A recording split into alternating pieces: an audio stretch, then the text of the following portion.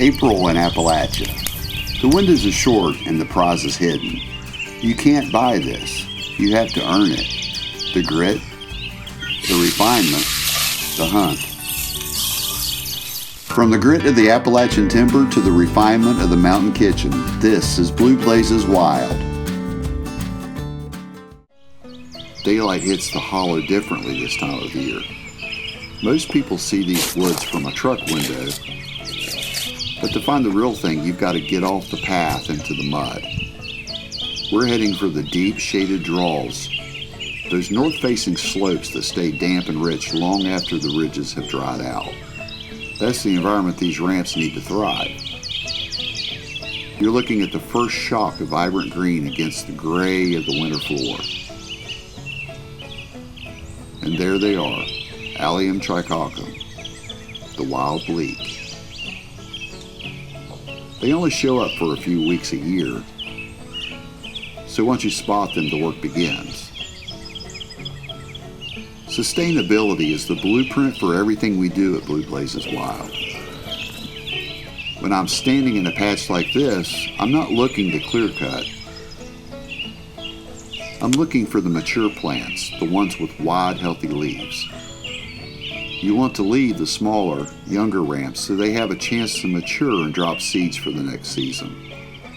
I'm using the knife to get down under the bulb without disturbing the entire root colony. People ask if I leave the roots. The answer is I try to. But the real rule is the 10% rule. Never take more than 1/10 of what the mountains provide. If you're greedy today, you're going to be hungry for a decade.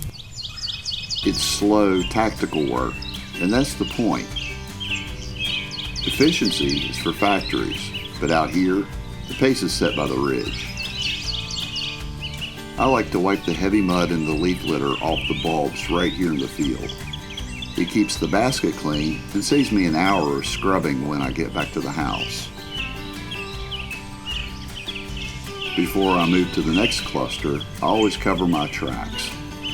I move the forest floor back over the soil so the patch stays protected and it looks like I was never here.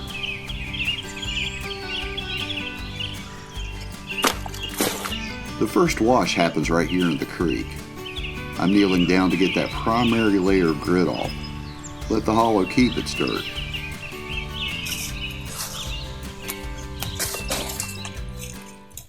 Every wild ingredient needs a partner to make it a meal. And for the ramps, there's nothing better than the humble potato. I'm shredding these thin because they cook fast, and they provide that perfect starchy base to carry the pungent flavor of the wild leeks. I rinse these shreds until the water runs clear. You want that starch gone so the potatoes actually crisp up in the skillet instead of just steaming. Back at the sink, I'm taking the roots off the bulbs and doing some final trim. Precision matters now. I want to fine dice on those bulbs to release the sugars, and a rough chop on the leaves. This is the moment where the grit of the hike meets the refinement of the kitchen.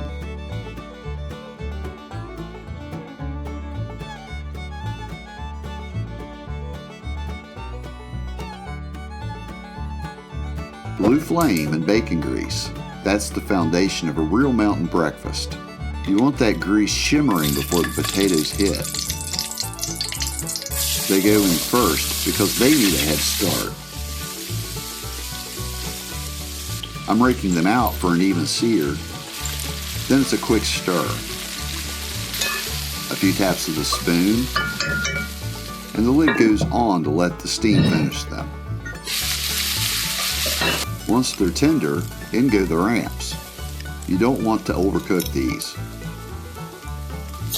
Just enough heat to wilt the greens and release the garlic onion aroma.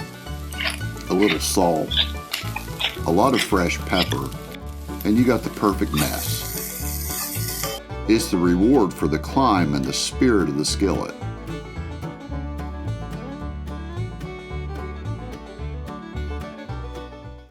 But the plate is just the end of the story.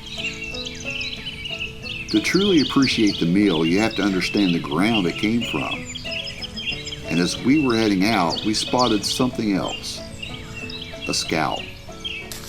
One single morel standing guard by an old sycamore. That's a promise of what's coming next. We got the ramps today, but the gray ghosts are right around the corner. The walk back is always lighter when you know the mountains are providing. Until next time, stay wild.